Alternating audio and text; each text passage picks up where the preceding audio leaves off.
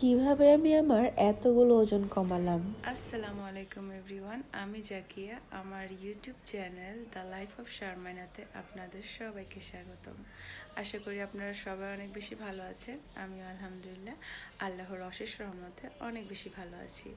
তো আজকে শুরু করি আমার নতুন একটা ব্লগ, নতুন একটা দিনে। তো আজকে আমি প্রথম ইউটিউবে আমার ফেস দেখাচ্ছি। এর আগে আমি আমার কোনো ভিডিওতে আমার ফেস দেখাইনি। মাত্রই ঘুম থেকে উঠলাম। ঘুম থেকে উঠে আমি ফার্স্টেই আমার থাইরয়েডের যে ওষুধটা সেটা আমি খেয়ে নিয়েছি।